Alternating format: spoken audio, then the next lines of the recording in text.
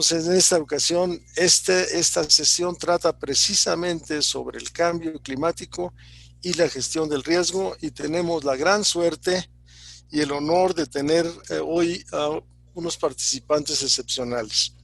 En primer lugar, a Felipe Arreguín, que es el moderador; la doctora Amparo Martínez Arroyo, directora del INEC, que es la ponencia principal o la ponencia maestra; a Francisco Estrada; al ingeniero Enrique Guevara Ortiz, del CENAPRED, y estamos esperando en el curso de unos minutos, sabemos que se va a conectar el doctor Mauro Maleso, que creo que tendremos entonces 1 hora y media muy importante de intercambio de información, y quiero para eso pasarle la palabra al moderador y organizador de esta reunión, a Felipe Arreguín. Felipe, tienes la palabra. Muchas gracias, doctor González.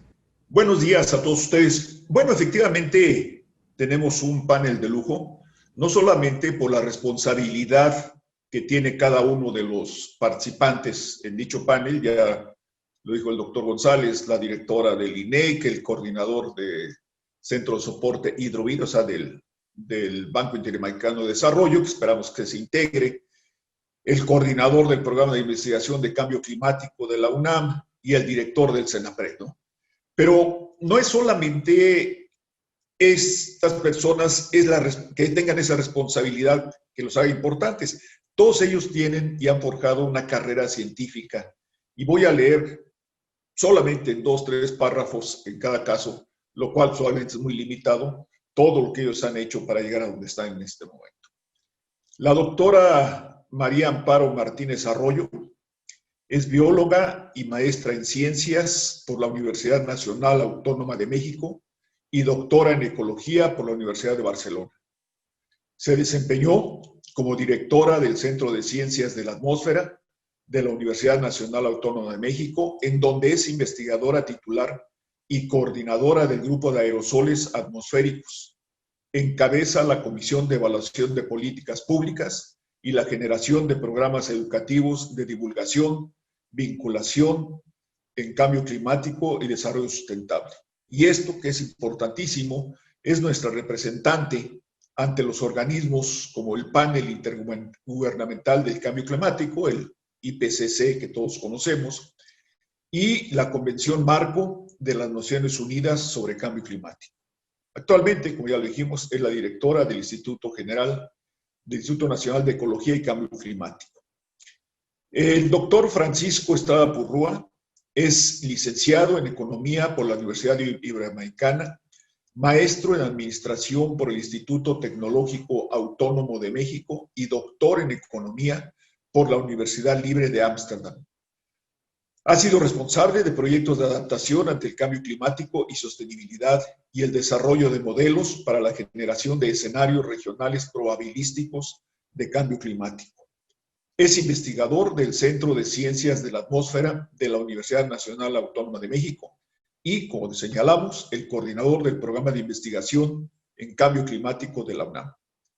El doctor Enrique Guevara Ortiz es ingeniero mecánico electricista por la Universidad Nacional Autónoma de México, con estudios de especialización en México y el extranjero, en protección civil, sistemas de alerta temprana y gestión integral de riesgos de desastre. Actualmente es el director general del Centro Nacional de Prevención de Desastres. Y el doctor Mauro Maleso, que esperemos se integre en el transcurso de los próximos minutos, es ingeniero civil con maestría en ingeniería hidráulica y doctor en modelación numérica hidráulica e hidrológica. Fue profesor del Instituto de Mecánica de Fluidos de la Universidad Central de Venezuela por más de 10 años y tuvo el cargo de jefe de la División de Investigación. Antes de unirse al Banco Interamericano de Desarrollo, fue parte del grupo de trabajo que desarrolló los nuevos mapas de riesgo hidrológico de la ciudad de Roma, Italia. Actualmente, como parte de sus actividades en el BID, Es el coordinador del Centro de Soporte Hidrovid para América Latina y el Caribe, con actividades en 20 países. Pues ellos son nuestros panelistas. Quiero recordarles la mecánica de este grupo. Primero hará la presentación, la conferencia magistral, la doctora Amparo Martínez, con un tiempo de 20 minutos. Después, cada uno de los comentaristas tiene un tiempo de 10 minutos para hacer los mismos, y después daremos oportunidad a la doctora Amparo Martínez que haga algunos comentarios de cierre para abrir el espacio para que escuchemos las preguntas de todos ustedes. Desafortunadamente no habrá tiempo, obviamente, para que lo hagan de viva voz, pero les pedimos, por favor, que lo hagan por medio del chat. Nosotros iremos concentrando las preguntas para dirigirlas a quienes ustedes lo soliciten. De esta manera, le cedemos la palabra a la doctora Amparo Martínez. Muchas gracias, Amparo, por esta participación. Adelante. Muchísimas gracias a ustedes. Muy buenos días a todos. En primer lugar, agradecerles la oportunidad de estar aquí. Creo que en este momento, cuando estamos teniendo la oportunidad de reflexionar masivamente y cada quien desde su lugar, esperamos que regresemos a la actividad social con muchas más ideas y decisiones de llevarlas a cabo, sobre todo. El tema que me pidieron, la presentación la ponen ustedes, ¿verdad? ¿Ya está? Sí. Voy a tratar de dividir la presentación en algunos segmentos. Uno, el que hablemos de lo que está, de lo que está pasando muy rápidamente, de las percepciones distintas que hay de riesgo, cómo cambio climático ha cambiado de alguna manera esta manera tradicional de ver los riesgos y la gestión de ellos. Y después algunos impactos en México del cambio climático relacionados con el agua, para después hablar de algunas posibles soluciones o enfoques de solución. Entonces, bueno, pues empezamos. Empezamos con una cosa muy, muy general, que siempre es una especie de signos vitales del planeta. Tenemos muy claro que el momento que estamos viviendo en el planeta, después de la pandemia, todavía seguirá esto, el cambio climático, la pérdida de biodiversidad, entre otras cosas, por hablar solamente del sector ambiental. Sin embargo, el cambio climático está ligado desde el sistema climático al agua muy profundamente. El agua es un elemento del sistema climático que está a varias escalas. Está desde todo el sistema planetario, está a mesoescala en todas las regiones, en las diversas partes del planeta, con los distintos climas, está como en todas sus formas, como vapor de agua en la atmósfera, en los mares, en los ríos como agua subterránea. Y en ese sentido, no se puede hablar de una lucha o un enfrentamiento al cambio climático sin tener como uno de los ejes fundamentales el agua y la atmósfera, por supuesto. La sigue, por favor, en este vamos rápido. Precisamente con lo que medimos o vamos dando seguimiento es con parámetros como, evidentemente, la temperatura, que es el síntoma más evidente, pero también con todas las cuestiones de cambios en la precipitación y demás. La que sigue, por favor. Pero una de las cuestiones principales que tenemos es, bueno, el planeta tiene límites. Nos lo hemos estado preguntando desde hace mucho tiempo. Ustedes recordarán el Club de Roma en 1972, que empieza después de una actividad industrial y frenética y cambios de uso del suelo muy, muy fuertes. Se empiezan a preguntar si habrá límites al planeta. Han surgido muchas teorías, no me voy a meter en todo esto, pero sabemos que entre los riesgos grandes que tiene el planeta, al menos uno de los aceptados es esto de los límites planetarios, en donde se establecen 5 límites dentro de los cuales la humanidad puede continuar desarrollándose por las próximas generaciones. Y de estos 9 límites que se han establecido, se considera que casi hemos rebasado 5 de ellos. Están ahí, hay uno que habla sobre el agua dulce, ese no está rebasado, el cambio climático tampoco, pero están casi, pero hay muchos otros que están ya llegando o que ya han llegado al límite, han sobrepasado la zona de seguridad. Este esquema seguramente lo conocerán todos, es el esquema del IPCC para la evaluación y gestión de los riesgos de cambio climático, en donde más bien lo que hace es caracterizar cuáles son los diferentes puntos que se toman en cuenta para esto. No voy a tener a describirlo la que sigue. Aquí sí, lo que quisiera es dar el panorama desde distintos ángulos. Este es del Foro Económico Mundial. Les mostraba algunos de los que ya tiene el IPCC, les voy a mostrar más, pero aquí lo que vemos es que el panorama de riesgos globales, analizando en todo el mundo, se ve muy claramente que el clima está en el verde, en la parte ambiental. La parte ambiental sale toda en la zona, en el cuadrante superior de alta probabilidad y alto impacto. Y también el agua, que está ubicada como social, que está en rojo, aparece siempre en ese cuadrante cuando se ubica. El tamaño es las probabilidades y los posibles impactos hacia el planeta están ahí. Esta es una forma de ver los riesgos globales. La que sigue, por favor. Aquí también hay otra forma de medirlos. Esto fue con base en muchas encuestas a nivel internacional, y en donde vemos que también cómo va avanzando toda la parte de agua y de clima, y se encuentra en todas las posibilidades. O sea, es muy difícil que alguien piense en uno sin pensar en el otro. La que sigue, por favor. Bueno, la evidencia científica es clara, el clima está cambiando, seguirá cambiando y afectando a las sociedades, sobre todo a través del agua. El informe sobre el agua nos habla de todos los problemas de la alteración del ciclo, y se plantean riesgos para la seguridad alimentaria, para la salud, para el desarrollo económico, e incluso evitarían este objetivo de reducción de la pobreza. La que sigue, por favor.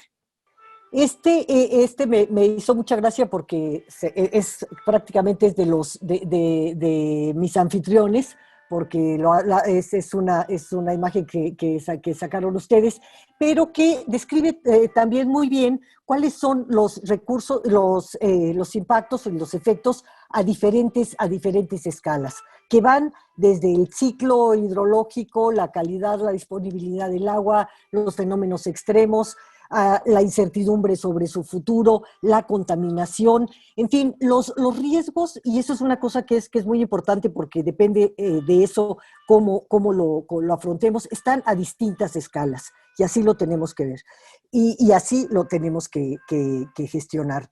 Cada escala tiene su lugar, y en mucho el manejo del agua, y eso ya lo hablaremos más adelante. Si bien se analiza de manera general, hay un enfoque de cuenca muy reconocido, pero a la hora de hacerlo administrativamente y de tratar de resolver los problemas, se hace siempre aislado y de manera local.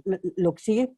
Bueno, aquí también hay un estrés hídrico en el mundo, en el cual está México entre los 17 países que enfrentan un estrés hídrico, y es importante saber que esto puede estar definido. La que sigue, ahí puse un ejemplo. Puede haber focos de estrés hídrico extremo, incluso en países que en promedio no lo tienen, porque es a nivel local. Aquí, por ejemplo, estamos viendo Nuevo México, que está como cualquiera de los países con más estrés hídrico y está adentro de un solo país. O sea, no se distribuye este estrés hídrico de manera homogénea, ni siquiera en los países, aunque sí, por supuesto, hay una tendencia de países que tienen mucho más estrés. ¿La que sigue? Bueno, hay un tema que no podemos olvidar, que está relacionado con el agua, está relacionado con el cambio climático, con la alimentación, con la salud y con lo que estamos viviendo, que es que el cambio climático es un gran problema y va acompañado muy fuertemente de la pérdida de biodiversidad. Yo quisiera recordar nada más para seguir hablando de escalas, que los seres humanos, los 7.600 millones, somos el 0.01 de la biosfera, y hemos causado la pérdida, solo puse 2 ejemplos para no poner una lista larga, de 83% de los mamíferos silvestres y de la mitad de las plantas. La tasa actual de extinción es de decenas a cientos de veces mayor que la media en los últimos 10 millones de años. Y pues esto tiene que ver con cómo hacemos todas las cosas. Esto de la pérdida de la biodiversidad lo meto, pues, en México por suerte lo tomamos en cuenta en nuestra legislación sobre el agua, cuando hablamos del caudal ecológico, cuando se destina hacia los ecosistemas en el manejo del agua, su sobrevivencia, que no siempre se cumple, pero lo tenemos ahí. Pero es muy importante recordar que lo que nos trae cambio climático no es solamente una nueva dimensión y un nuevo problema. Viene a exacerbar todos los problemas que ya teníamos y además es un problema sistémico que hace que los tengamos que ver todos juntos y tratarlos de manera integral. ¿La que sigue, por favor? Entonces, bueno, son interacciones. El cambio climático es un problema sistémico. Como les decía, no es homogéneo ni en el tiempo ni en el espacio, se retroalimenta con otros problemas, los exacerba casi siempre, no es equitativo en sus impactos. Hay unos países que tendrán mucho más impactos y daños. Sobre todo esta expresión viene de un trabajo del doctor Estrada sobre cuestiones económicas, pero en general podemos decir que se aplica no solamente a lo económico. Y sobre todo que el cambio climático está muy vinculado a los problemas, a los procesos socioeconómicos. Realmente lo medimos con la vara, digamos, de la física, la química, la biología, pero en su origen y en sus consecuencias es un problema socioeconómico porque tiene que ver con nuestra forma de desarrollo, cómo producimos, cómo usamos la energía y todo esto. Entonces ahí están una serie de interacciones que nos señalan que no hay ninguno de estos, de los riesgos globales que podamos tratar de manera aislada. La que sigue, por favor.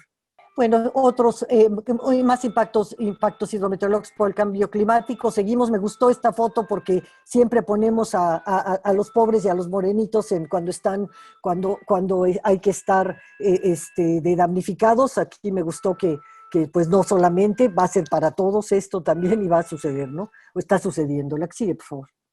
Hay muchos desafíos. Tenemos una gran oportunidad con la Agenda 2030 de tener un gran paraguas en donde podemos estar estoy oyendo la música aquí, donde podemos estar atacando los problemas de degradación ambiental, de las crecientes desigualdades, de la industria, de la educación, como hablamos un rato, de la salud, con un gran paraguas que haga sinergia entre los distintos proyectos. La que sigue, por favor. Bueno, aquí hay varios, los voy a pasar rápido, estos los conocen. Es México ante el cambio climático y sus recursos hídricos. ¿Cómo está México ubicado? No les voy a hablar a los especialistas en agua cuáles son las cuencas que tiene. La que sigue, por favor, cómo tenemos los acuíferos. Solamente 2 formas de analizar, por ejemplo, los datos. Aquí los datos observados para el cambio climático en México los tomamos viendo con series de tiempo cómo ha ido o qué ha sucedido en algunas partes del país en términos de precipitación y de temperatura. Y bueno, de 1950 a 2000, el incremento anual registrado en el Golfo de México con datos distintos, pero también ya están integrándose los del Mareográfico que tiene México. Los de datos que tenemos de reducción de precipitación total anual en este periodo, de acuerdo a la climatología 1960-2000. En fin, ya lo vemos en nuestros parámetros cotidianos. La que sigue es igual, pero está referida a otros sistemas, a los sistemas urbanos, y en donde también el aumento de las temperaturas es un factor importante para la isla de calor urbano, que ya seguramente podremos comentar después sobre eso con los comentaristas, pero también para todas las cuestiones de contaminación en las ciudades, cuando hay problemas de sequía y sobre las partículas, para el carbono negro. Hay una gran influencia de la humedad del ambiente, del agua que está ahí, para cómo son los ambientes también en las ciudades, no solamente a nivel rural. La que sigue, por favor. Varios impactos relacionados, impactos del cambio climático, muchos relacionados con el agua, no me detendré a esto, pero todos tienen de una u otra manera relación con el agua. La que sigue. La que sigue también, estas son proyecciones de temperatura y de precipitación media, más proyecciones, o sea, unos son datos observados, estos son proyecciones de impacto climático en zonas bioclimáticas de México ante diferentes escenarios. La que sigue, por favor. Los costos de cambio climático bajo escenarios de inacción en agricultura y, por supuesto, en todos estos, cómo manejemos el agua va a tener que ver también con qué está haciendo la gente, cómo está manejando y se tendrá que hacer una organización con la sociedad y con otros sectores de actividad. La que sigue, por favor. La infraestructura hidráulica de México, que es bastante vulnerable a los fenómenos hidrometeorológicos y a los fenómenos socioeconómicos, en términos de que se le deja de atender por falta de recursos o por distintos tipos. No solamente es el clima al que le podemos echar la culpa. La que sigue, por favor. Siguen varias para que lleguemos ya a otra más. Estas son más consecuencias del cambio climático, que no se trata de hacer terrorismo. Lo conocen y lo importante es que veamos qué podemos hacer. La que sigue, por favor. Hay distintos enfoques de la evaluación de riesgos y de la gestión de riesgos. Hay la evaluación viendo los servicios ambientales que se hacen, el manejo integrado de cuenca, cuando estamos hablando de las zonas rurales, para tratar de que el agua y el paisaje sea el eje integrador cuando estamos buscando la funcionalidad del territorio, y ver cuáles son los procesos que se están afectando y que estamos observando con los cambios en la temperatura, en los patrones de viento, de precipitación, todo esto, para ir identificando amenazas que, por supuesto, las tenemos que concretar al ver datos más largos, series más largas de tiempo. La que sigue. Más planes de acción. Este es un plan que se ha propuesto en el INEC, un plan de acción, de acción para manejo integral de cuencas hídricas con enfoque de cambio climático. La que sigue, por favor. Todo esto está muy documentado. Aquí empezamos a ver también algunas de las oportunidades. Hay quien está viendo el potencial solar y eólico comparado con el estrés hídrico, y resulta que de los países que tienen más estrés hídrico son algunos de los países que tienen más potencial solar, más potencial eólico, y aplicando el cual tendrían la posibilidad de ahorrar mucha energía, ahorrar agua y satisfacer sus necesidades al mismo tiempo que mitigan y que pueden adaptarse. Bueno, este es importante por lo que estamos viviendo ahora con los acuerdos de París, con el Acuerdo de París y con el marco de Sendai sobre desastres. Hay un potencial de hacer coherente la reducción de vulnerabilidad y gestión de desastres con la adaptación a cambios relacionados con el clima.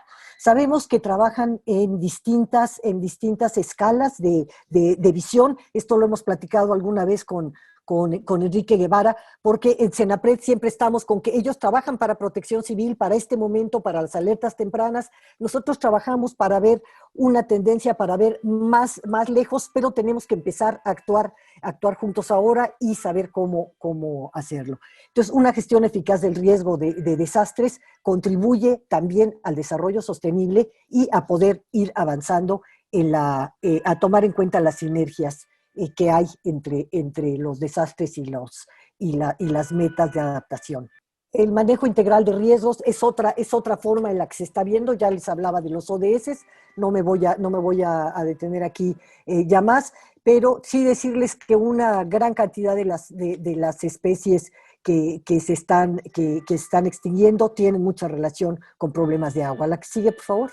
Hay otro enfoque que se está dando ahora, que es las soluciones basadas en la naturaleza, o las soluciones naturales, como se le ha llamado, que protegen, gestionan, restauran, con el objetivo de mantener o mejorar los servicios de los ecosistemas, pero también para lograr actividades socioeconómicas y sociales y ambientales.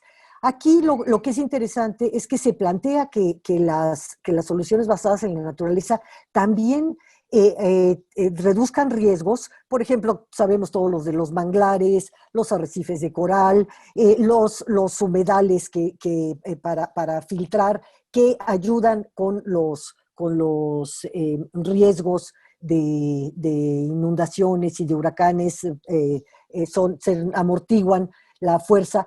Pero también las soluciones basadas en la naturaleza son de una gran importancia para fomentar la resiliencia, e incluso se están utilizando para proteger la infraestructura. Bueno, a manera de conclusiones, el cambio climático provoca alteraciones en el equilibrio ecológico e hidrológico. Sabemos que sus orígenes son básicamente socioeconómicos. Necesitamos poner las medidas de adaptación para países como el nuestro son las más importantes, porque ya tenemos lo que se le llama el cambio climático asegurado, que es ese que con la permanencia en la atmósfera de ese 44% de la concentración total de dióxido de carbono, lo que tenemos es seguro que no vamos a poder frenar muchas cosas. Entonces, tenemos que adaptarnos, y para adaptarnos lo que necesitamos hacer es conocer los riesgos, los impactos, y aprender a reducirlos. Y en esto el agua está inmersa ahí, pero estamos convencidos de que, a diferencia de cómo se veía antes, de que se podía tratar de manera aislada los problemas del agua y tratar los riesgos y la gestión de riesgos de manera aislada, ahora es imposible con cambio climático verlo sin la sociedad, sin la actividad humana, sin las especies que están conviviendo, que están ahí cerca, sin todo el entorno de los problemas que pueden hacer sinergias. Entonces, los temas de agua y cambio climático son transversales y constituyen problemas complejos que pues deben de ser abordados de manera interconectada. Pues muchas gracias. Esta foto me gustó mucho porque se ve bastante qué es lo que pasa en muchas ocasiones de los que no creen en el cambio climático. Muchas gracias. Pues muchas gracias, Amparo. De veras ha sido una excelente presentación. Para todos los amigos que nos acompañan en esta ocasión y que están preguntando dónde pueden conseguir esta información tan valiosa, debo recordarles que todas las presentaciones, todas las de este taller internacional, se encuentran en nuestro canal YouTube. Y entonces ahí creo que tenemos una cantidad excelente de referencias para seguir todos los temas que nos interesan, sobre todo en esta parte de riesgo, ¿no?, que no tenemos tan caminada en México, esta parte de los impactos para poder tomar decisiones. Pero bueno, ya habrá tiempo de platicar de esto en los comentarios. Y dado que la doctora está invitando al diálogo al doctor Guevara del Senapred, pues le damos la palabra al doctor Guevara por 10 minutos para que haga su presentación. Adelante, doctor. Bueno, muchas gracias antes que nada a los organizadores y Muchísimas gracias a la doctora Martínez por la presentación tan completa e interesante que nos ha dado sobre cambio climático y los riesgos que esto involucra. Bueno, yo sí, bueno, ya vieron esta figura del IPCC, esta figura conceptual de cómo pensamos o cómo deberíamos de pensar alrededor de riesgo, desastres y en general impactos de cambio climático, ¿no? Me voy a detener un poco porque creo que es muy importante. Tenemos que estar muy conscientes de que este es un problema complicado, es un problema que tiene muchísimas interacciones entre la parte social y la parte climática, la parte biofísica, la parte física. Entonces, necesariamente tenemos que abordarlo desde una perspectiva multidisciplinaria que abarque las ciencias naturales y las ciencias sociales. Y más allá de eso, aquí hay una parte que tenemos que tomar en cuenta, cómo tanto el desarrollo como el clima van a estar afectando los principales determinantes de los resultados de estos problemas ambientales que vamos a estar enfrentando durante este siglo, cómo afecta la vulnerabilidad, cómo afecta nuestra exposición al cambio climático, es decir, cuánta gente y cuánta riqueza está a lo mejor donde no deberíamos de tenerla, y cómo va cambiando el clima. Aquí hay una parte muy importante que tiene que ver con el conocimiento, con la generación de conocimiento, con la investigación.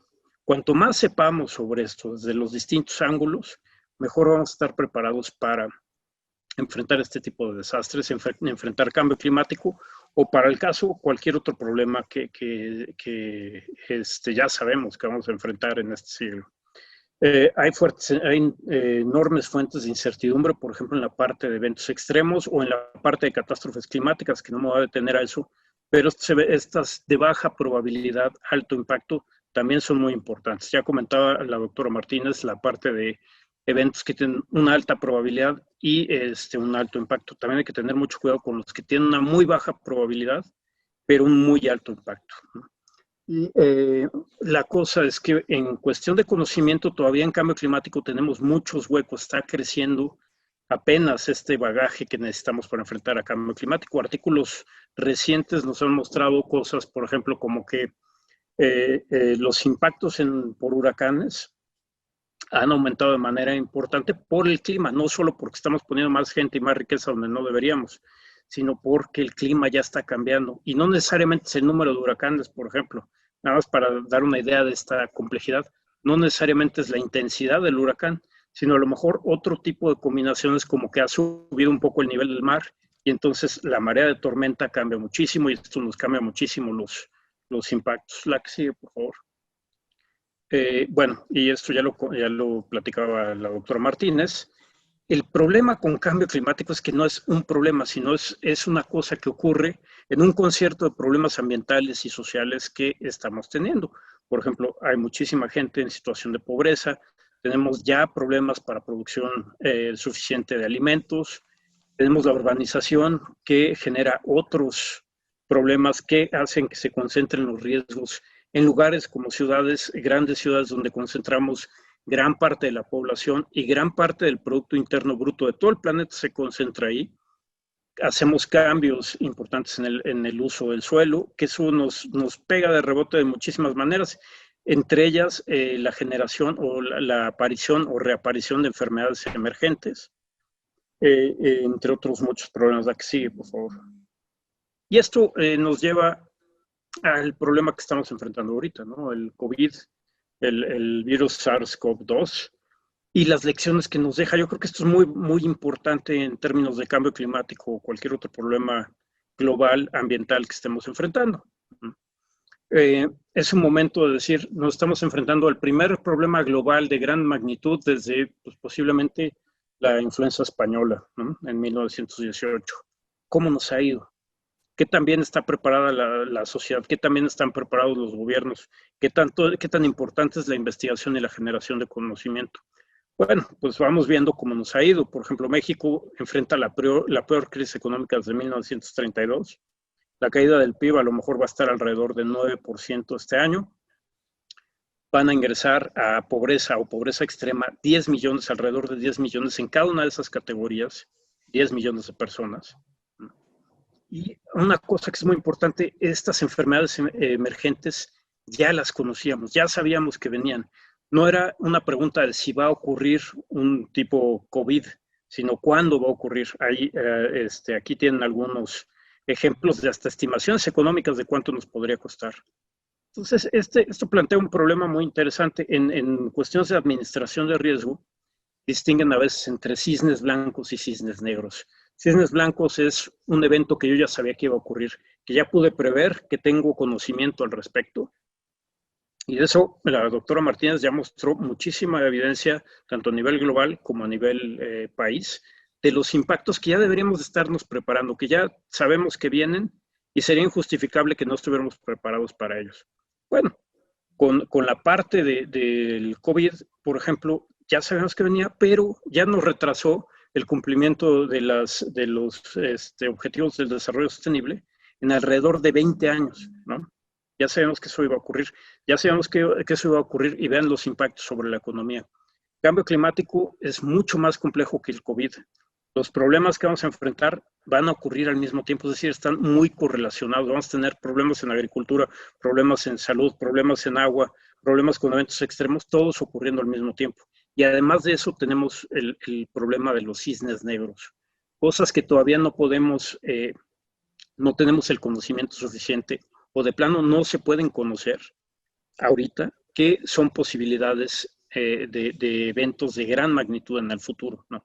Probabilidades muy pequeñas, impactos muy, muy grandes, poco manejables. Y bueno, me voy a concentrar un poco en hablarles de cambio climático y aprovechando que está la doctora Martínez aquí, pues para hacerle publicidad a la sexta comunicación del INEC, ¿no? Bajo un escenario de cambio climático e inacción, los retos del cambio climático para México son enormes. Los costos acumulados durante este siglo de cambio climático, si tomamos todos los impactos, lo traemos a valor presente y lo comparamos con el PIB, sería equivalente a perder entre medio Producto Interno Bruto anual de México y hasta 2 veces. Eso sin considerar los efectos de calentamiento por isla de calor en ciudades. Ahorita vamos a ver cómo cambia esto. En la segunda parte del siglo, la mayor parte de México tendría pérdidas anuales iguales o mayores a 5% del PIB local. En este mapa, en el mapa de la izquierda, ustedes pueden ver las fechas en las que se espera que rebasemos estas pérdidas de 5% del Producto Interno Bruto cada año. No es como en el COVID, que es un año que perdemos 10%. Aquí es todo el tiempo. Es persistente el impacto.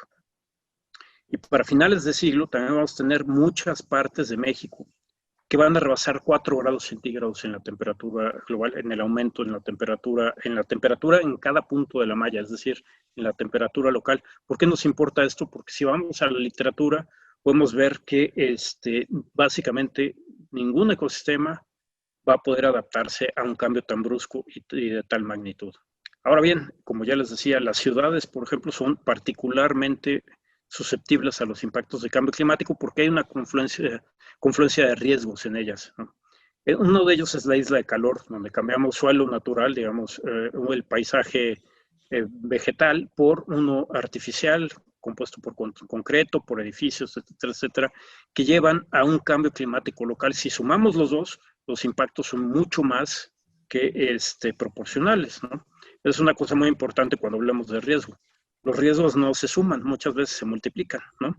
Entonces, por ejemplo, si tomamos esto en cuenta para los impactos económicos, veríamos que en vez de medio PIB y 2 PIBs que íbamos a perder, perderíamos entre 1 y 4.5 veces el PIB actual.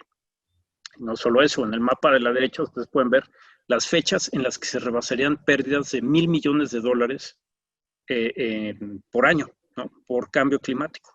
Es decir, $1,000 millones es lo que la NOAA define como una catástrofe climática, ¿no? O un evento catastrófico en clima o tiempo atmosférico. La que sigue, por favor. La Ciudad de México, Guadalajara y Monterrey serían de los primeros en tener esto. Y en la parte de inundaciones, hay una sección muy interesante en la sexta comunicación que los invito a que lo lean, sobre el riesgo por inundaciones fluviales y costeras. Básicamente no me voy a tener demasiado aquí, pero ya actualmente los costos y los riesgos por inundaciones tanto fluviales como costeras en México son muy altos.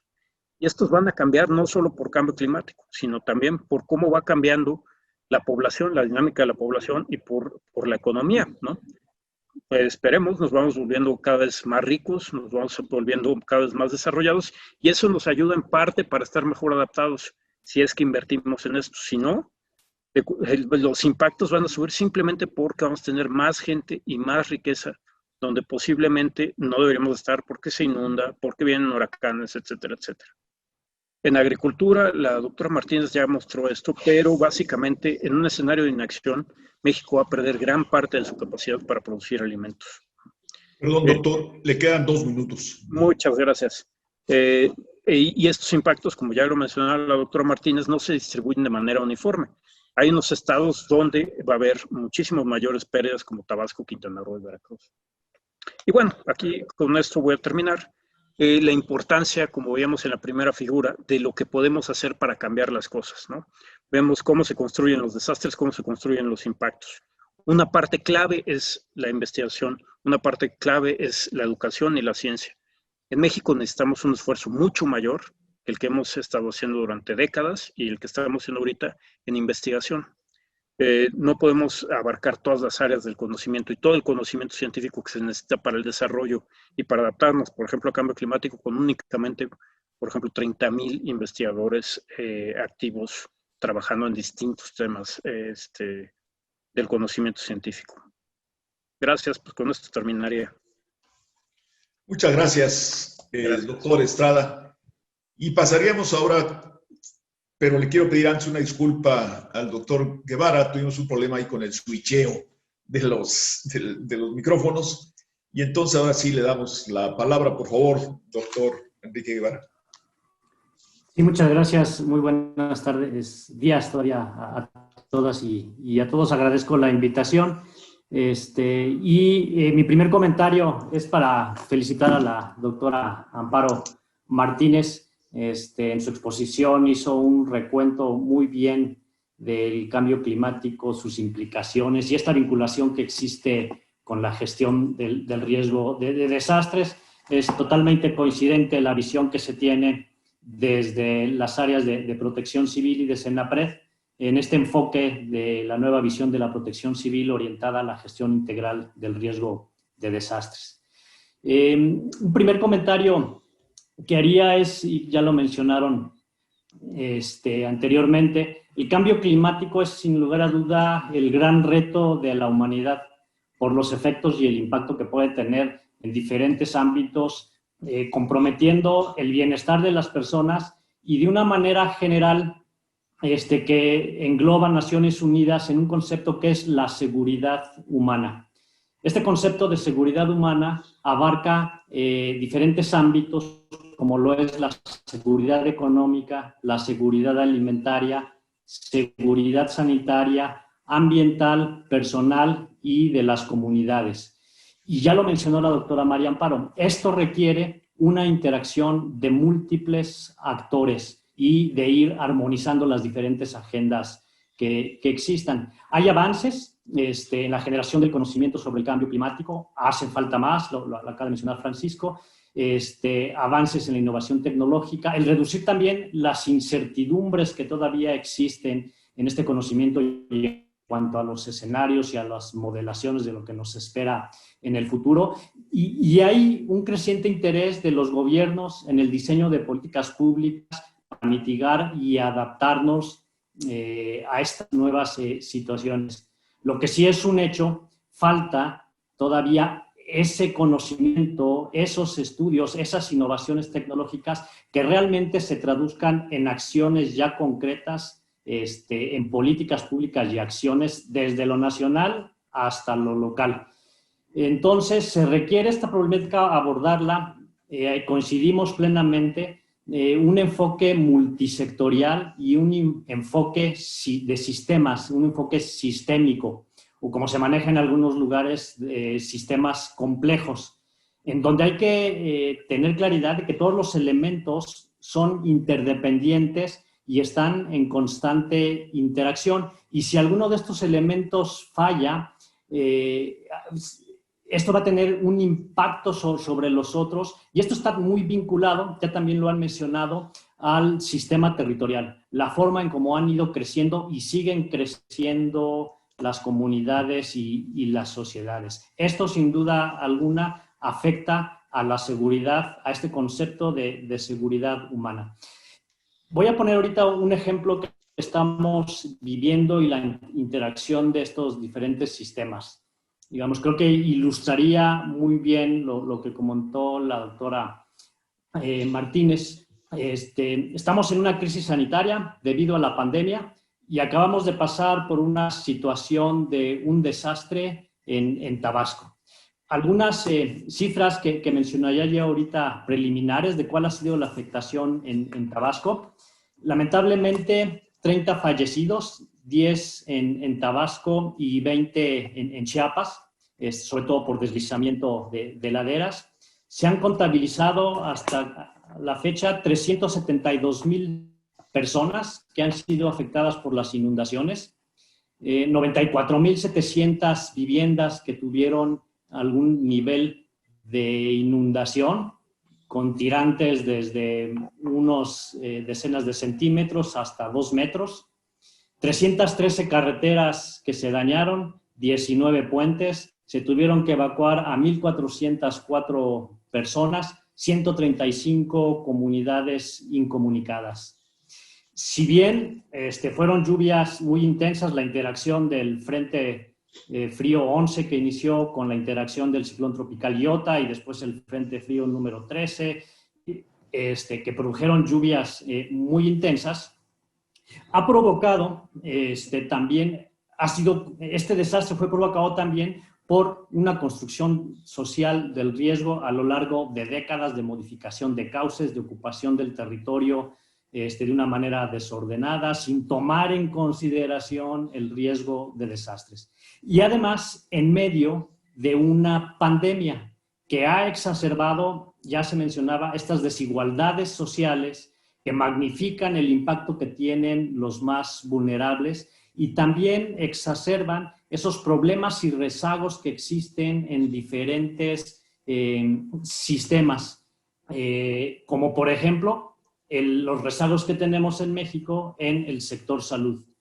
Entonces, si vamos viendo la combinación que hay en medio de una crisis sanitaria, donde las unidades hospitalarias se vuelven infraestructuras críticas, tiene rezagos históricos, y si lo ponemos en un contexto de efectos de fenómenos hidrometeorológicos que se van a exacerbar o se van a intensificar con el cambio climático, entonces esto implica justamente esa necesidad de mejorar ese conocimiento, realizar estudios, pero aterrizarlo en políticas públicas, como muchos de los ejemplos que comentó la doctora Martínez.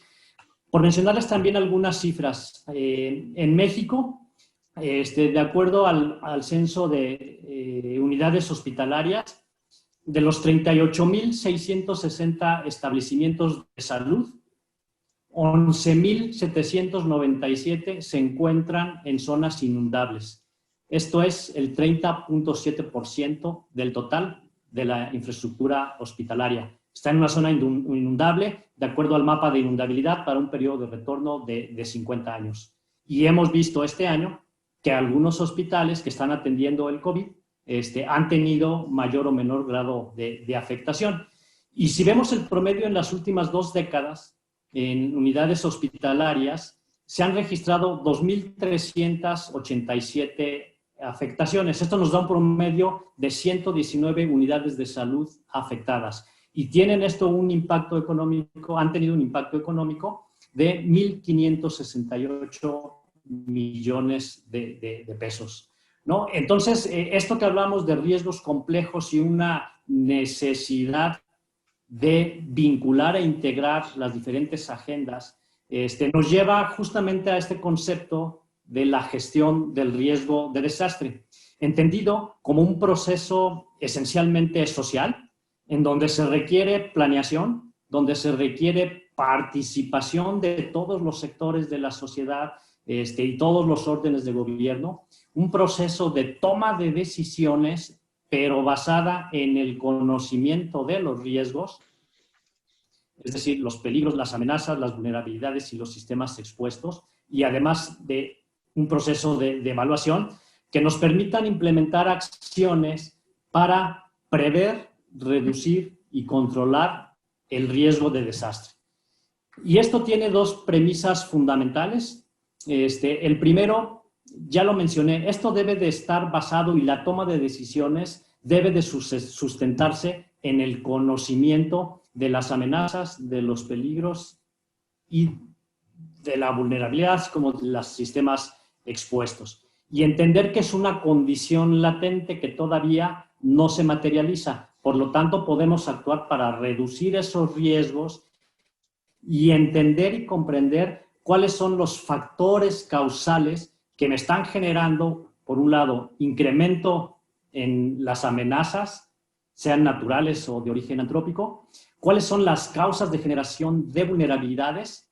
De ahí la importancia y la necesidad, lo mencionaba ahorita también, es necesario continuar e impulsando estudios sobre el cambio climático, reducir las incertidumbres que existen sobre los escenarios y continuar y sobre todo incorporar en los procesos de planeación del territorio, del ordenamiento territorial, en las inversiones públicas, privadas, el análisis de riesgo y estos conceptos de adaptación al cambio climático.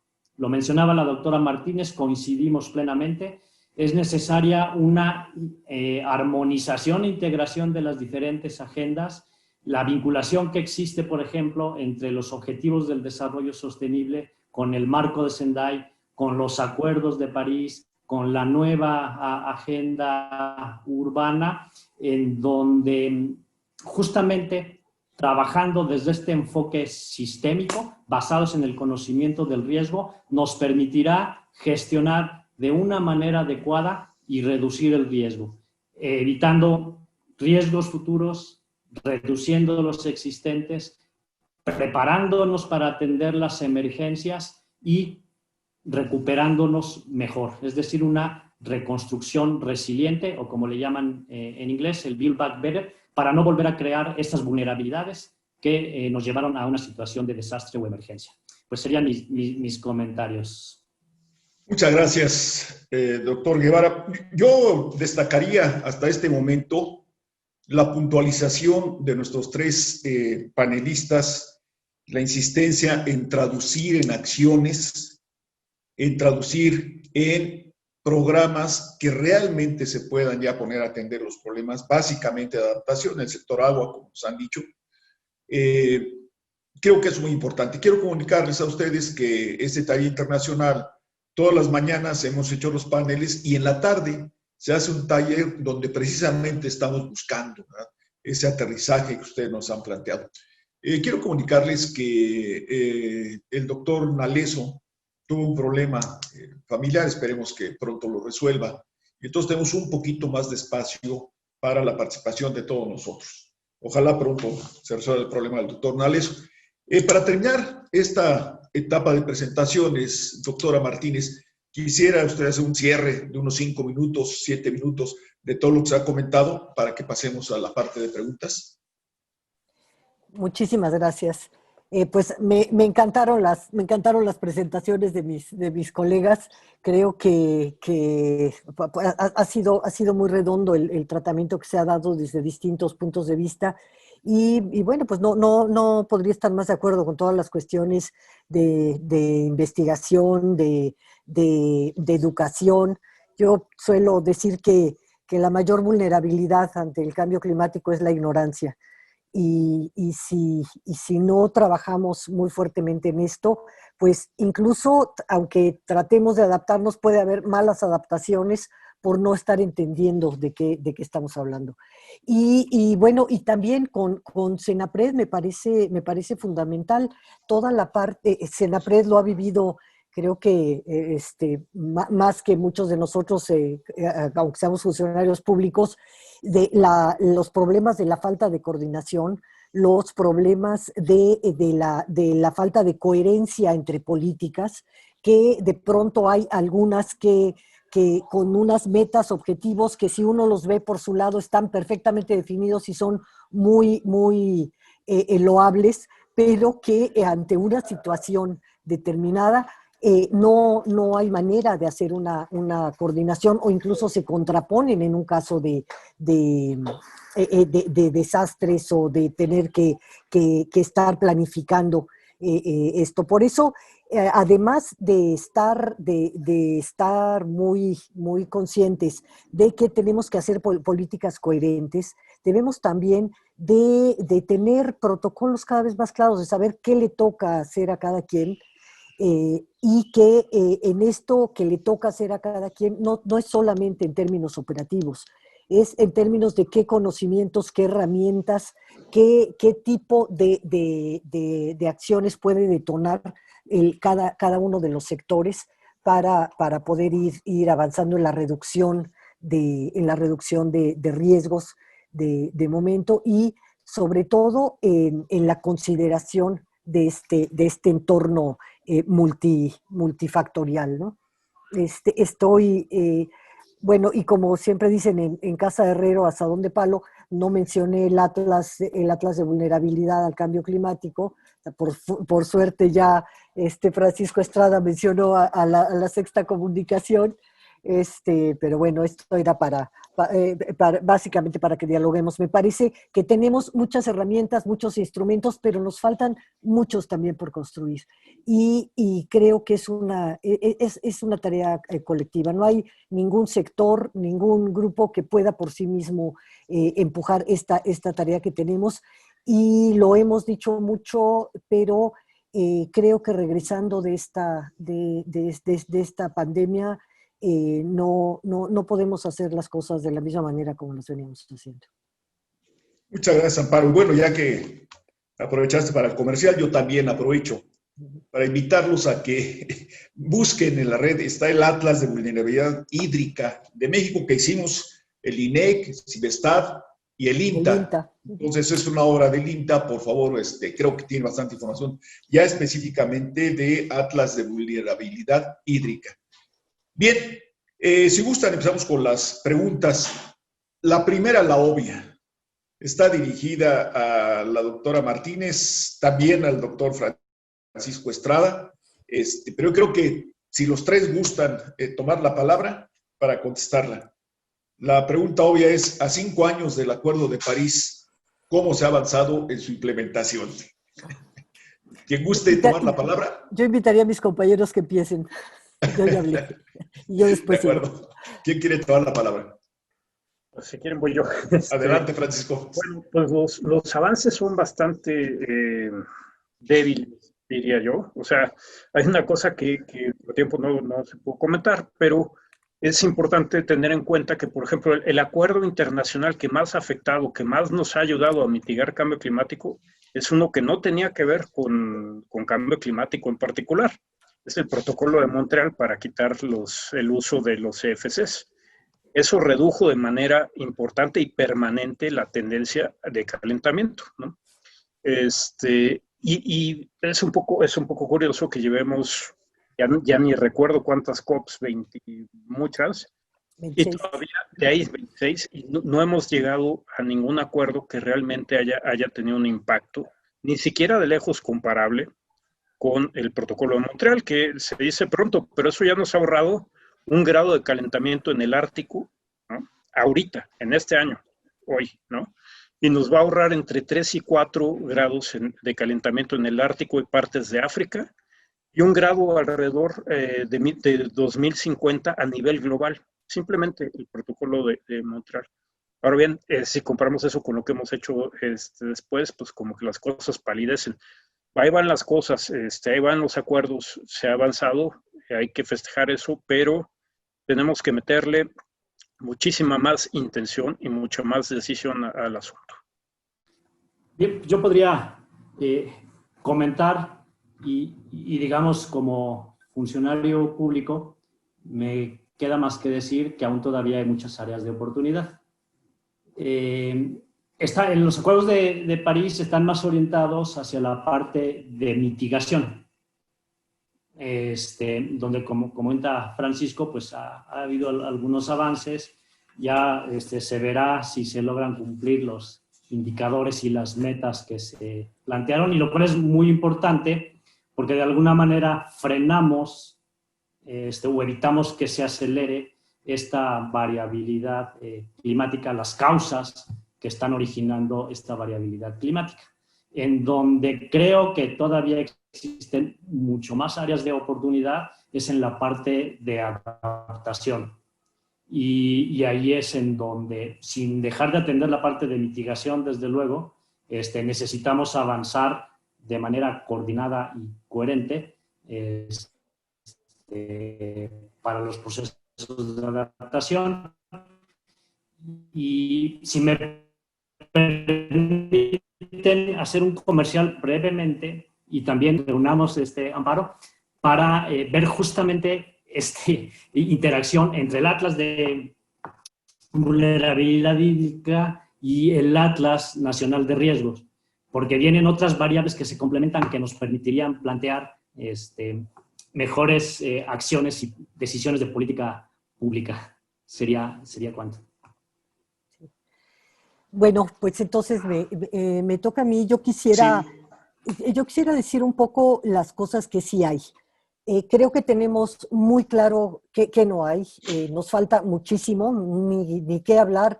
Esto pasa en todo el mundo, pero que no es consuelo, pero que se dan pasitos para adelante y pasitos para atrás, pero yo quisiera hablar de los pasitos adelante que hemos dado y que van teniendo sentido. Tenemos muchas herramientas que no teníamos antes. Tenemos una participación social, sobre todo a nivel subnacional, lo puedo decir del Acuerdo de París para acá, porque lo he vivido así, con una mucha mayor participación subnacional, con más conocimiento en los lugares, más involucramiento de académicos con autoridades locales para ir haciendo desde los inventarios, el ver qué se hace con las cuestiones de adaptación en términos de investigación de procesos naturales que están ocurriendo con ciertas especies. Tenemos un entramado institucional, el Sistema Nacional de Cambio Climático, que uno se da cuenta que tiene importancia tener una estructura institucional cuando ve los problemas que tienen otros países a la hora de plantear una serie de proyectos. Ahora, el que tengamos esta estructura institucional no significa que le estemos usando como se debe ni que le estemos usando. Creo que tenemos la mesa puesta en ese sentido para tener sitios de confluencia, para tener una política transversal, el que tengamos la obligación, como en cada administración, de tener un PEC, un programa especial de cambio climático, en donde a nivel federal las 15 secretarías tengan que trabajar en esto es importante. El que tengamos una evaluación de las políticas en cambio climático ha sido importante también porque nos ha tocado ver que no necesariamente, la evaluación de las políticas de cambio climático no necesariamente tienen que ver con cómo se gasta el dinero. Es una parte, pero no es una auditoría, sino que tiene que ver también con el análisis junto con las políticas evaluadas desde el diseño, el proceso y sobre todo ver si ya tenemos un mejor conocimiento que aplicar que el que tenían y que tal vez por eso no haya resultado una cierta política o no. Creo que nos falta mucho cumplimiento. Tenemos muchas de las herramientas, tenemos un buen inventario de emisiones, tenemos un atlas de vulnerabilidad que se va construyendo y en esto invitamos mucho al público, a los académicos, a los que trabajen en esto. Tenemos que construir estas cosas, no se construyen de una vez y para siempre. Esto son instrumentos dinámicos que se tienen que ir alimentando con la investigación, con nuevos resultados y con lo que hay. Entonces, nos faltan muchas cosas, pero tenemos herramientas para emprender muchas de las que nos faltan y creo que las tenemos que utilizar. Muchas gracias, doctora Martínez. Hay una pregunta para el doctor Enrique Guevara. ¿Qué acciones se deben tomar para mejorar el sistema de alertas ante los fenómenos climatológicos extremos ocasionados por el cambio climático? Por favor, doctor. Así es, yo retomaría aquí lo que promueve Naciones Unidas de cómo debe de ser un sistema de alerta temprana. Debe de tener 4 componentes esenciales para que realmente sea efectivo y cumpla su propósito, sobre todo orientado a salvar vidas. El primero de ellos, el primer componente es que debe de estar basado en el conocimiento de los riesgos. Es decir, debemos de conocer cuál es el fenómeno que queremos alertar, sus características, su alcance, sus intensidades, su recurrencia y cuál sería el impacto que podría tener en una determinada zona. Necesitamos conocer también para este componente cuáles son las vulnerabilidades de esos sistemas expuestos y conocer cuáles son los sistemas expuestos. A partir de ello, entonces se diseña el sistema de alerta temprana con información útil. El segundo componente de un sistema de alerta temprana efectivo es la parte del monitoreo y del pronóstico del fenómeno del cual queremos alertar. Esto requiere forzosamente reforzar la instrumentación que existe actualmente en México de estaciones hidrometeorológicas, de radares, de hidrómetros, toda esta instrumentación que permita dar un mejor seguimiento a los fenómenos y poder hacer mejores pronósticos. El tercer componente de un sistema de alerta temprana es el de los mecanismos de comunicación y difusión de las alertas. Si no se hace llegar esta información a las personas que están en riesgo, de nada sirve tener toda esa instrumentación, todo ese conocimiento, si no hacemos llegar los alertamientos de manera puntual, regionalizada, con información clara y sobre todo, vamos al cuarto componente, que es la capacidad de respuesta. Que las personas a las que les va a llegar el alertamiento sepan qué hacer ante los diferentes alertamientos que se den. Por un lado. Y por otro lado también la capacidad de respuesta de las autoridades. Cuando llegue un alertamiento, que ya se tengan definidos previamente los protocolos para actuar en función de esos niveles de alertamiento. Creo que con estos 4 componentes, siguiéndolos de esa forma, ante estos escenarios de cambio climático y de fenómenos extremos, pues contribuiría a salvaguardar la vida de la población en primera instancia. Muchas gracias, doctor Guevara. Hay una pregunta para el doctor Estrada.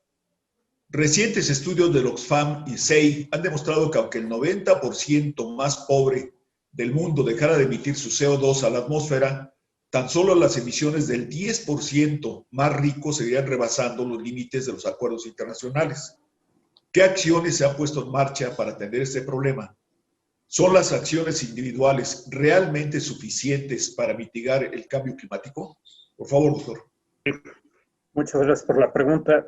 No, las acciones individuales son muy importantes, pero no son suficientes para atender un problema de estas dimensiones, un problema global. Por más que todo México hiciera todas las acciones que se puedan imaginar para reducir sus emisiones, que hay que hacerlas, no digo que no, no cambiaríamos el clima. Y sí, hay una distribución muy heterogénea, muy inequitativa de quién produce quién está produciendo las emisiones y quién se lleva los impactos del cambio climático. Podría ser como una correlación negativa bastante fuerte, ¿no? Los que menos producen son los que más van a estar expuestos al cambio climático. Y también, bueno, hay una cosa que es cierta, también hay que cambiar la manera de pensar, porque si el 90% de esas personas a lo que aspira es llegar a consumir como consumen el 1% que mencionan, pues estamos en verdaderos problemas. Y también eso hay que tomar en cuenta, como decía Enrique, pues que además de mitigación, que hay que hacerlo y que es una cosa muy importante, hay que pensar en adaptación. Y para eso necesitamos conocer realmente qué impactos podemos prever nosotros. No nos debemos de adaptar a nada más a lo que ya deberíamos estar adaptados hace 30 años, que eso yo creo que es un problema muy importante, una cosa que seguimos haciendo pues, relativamente mal en cambio climático. Tenemos un rezago de adaptación y a eso es a lo que nos adaptamos. La velocidad en el cambio del clima es mucho más rápida que eso. Entonces siempre vamos a ir detrás, siempre vamos a tener más impactos de los que deberíamos tener, ¿no? Si no hacemos esfuerzos particulares para ver cómo vienen los impactos y qué se puede hacer para esos cambios que ya prevemos. Muchas gracias, doctor Estrada. Hay otra pregunta que creo que lo pueden abordar los tres. Dice, ¿qué políticas públicas existen para enfrentar el cambio climático en México? Bueno, como les comentaba, hay toda una normativa, está la Ley General de Cambio Climático, que establece las comisiones, los organismos que participan en estas acciones, que son desde a nivel federal, las 15 secretarías, que es la Comisión Intersecretarial de Cambio Climático, están todos los congresos estatales y federal, las autoridades ambientales de todos los estados, la organización de alcaldes de todo el país, de todos los presidentes municipales. Hay una instancia científico-técnica que es el INEC, con una coordinación de evaluación de las políticas y un consejo asesor que ahora se está formando, un consejo asesor de la SIC, de la Comisión Intersecretarial de Cambio Climático. Paralelamente o simultáneamente, porque las paralelas no se tocan nunca y aquí esperamos que todos trabajemos juntos, están a nivel estatal, se repite más o menos un esquema de ese tipo. Y hay programas de acción climática a nivel municipal y a nivel estatal. Hay muchas organizaciones sociales que tienen actividades precisas en algunos sitios. Por ejemplo, se está trabajando mucho en términos de hacer limpieza de ríos. Estamos iniciando algunos proyectos donde está apoyando esto, pero estatalmente, aunque es una cuestión federal, se está trabajando en algunas zonas para reducir esto. Por supuesto, están todos los compromisos internacionales donde se trabaja con el sector privado muy fuertemente para ver la reducción y los compromisos de reducción de emisiones de muchas de las empresas. Tengo que decirles que hay un buen sector de empresarios que tienen una muy buena respuesta y que están trabajando sobre todo en términos de eficiencia energética, de cambios de tecnologías y que se está llevando mucho a cabo. Se tienen en distintas ciudades, se está trabajando con el transporte. Hay sobre un artículo del doctor Estrada y un trabajo que hay varios trabajos sobre esto, pero había surgido la idea de empezar a hacer en las ciudades esta cuestión de tratar de que bajara la temperatura de la isla de calor con techos blancos o con algunas cosas. No lo hemos llevado a cabo, pero estoy segura que con que empecemos un poco a soltar la idea y hacerlo de manera organizada, podríamos hacer un magnífico experimento por regiones o por zonas donde esto pudiera tener algún sentido. Creo que hay muchos jóvenes y muchas organizaciones sociales trabajando en pequeños proyectos, pero como ya decíamos, el cambio climático hay que enfrentarlo de manera estructural. Si no cambiamos la forma en la que producimos, si no cambiamos la forma en la que nos relacionamos con nuestro entorno, identificamos los riesgos, si no nos coordinamos con quienes están estudiando los escenarios para saber de alguna manera qué es lo que tenemos que observar y adquirimos la capacidad adaptativa, esto es, de saber con quién nos tenemos que organizar, qué es lo que tenemos que demandar y cómo podemos cambiar la forma en la que en nuestro gremio o institución se produce, pues nos vamos a tardar más. Pero creo que hay una gran voluntad y pues en épocas en donde las sinergias pueden realmente contar mucho, yo apelaría mucho a este trabajo intersectorial para poder avanzar más. Las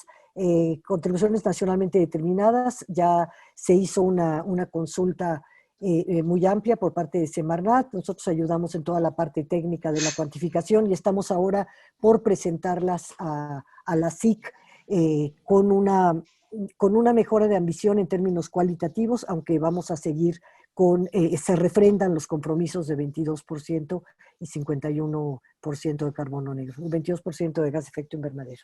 Y sobre todo en adaptaciones en donde más avanzamos en estos NDCs, porque sí nos vamos hacia cuestiones que hacen sinergia con mitigación, pero sobre todo van dirigidas a adaptación, que son entre las soluciones naturales de que hablábamos, la adaptación basada en comunidades, el cuidado de infraestructura estratégica y varias entramos ya a cuestiones de cuidado de regiones específicas como las áreas marinas, costeras y las de grandes sequías.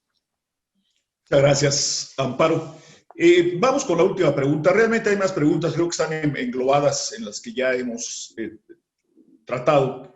Hay una pregunta aquí que dice que es para todos, pero creo que quien podría ayudarnos más sería el doctor Guevara. Dice, en el caso de Tabasco, en los días pasados, ¿por qué no se emitió la alerta de inundación y se evacuó a la población? Sí se emitieron las alertas cuando el Servicio Meteorológico Nacional comunicó a Protección Civil los pronósticos que se tenían de las precipitaciones acumuladas en varios días. Inclusive hasta se hizo una conferencia de prensa a través del canal de las redes y las redes sociales de la CONAGUA y de la Coordinación Nacional de Protección Civil.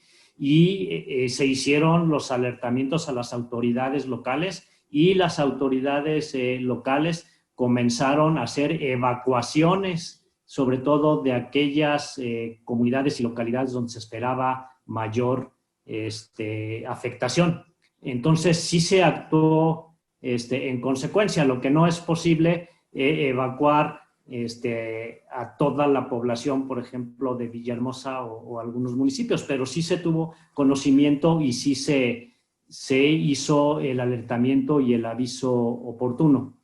Yo creo que se siguieron bien los protocolos, pero ante tal cantidad de lluvia y ante tales vulnerabilidades construidas históricamente, pues bueno, es una laguna inundable, se han modificado el cauce de los ríos, se han ido asentando en el cauce de los ríos, que cuando se desbordan, ya sea por escurrimientos, pues digo, por más que se les avise, no se puede evitar la inundación.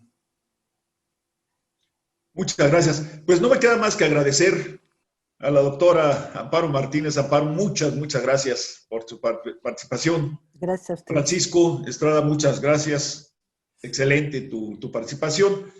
Doctor Guevara, muchas gracias. Muchas gracias, agradezco. Y no me queda más que cederle la palabra al doctor Fernando González, el coordinador general de todo el taller internacional.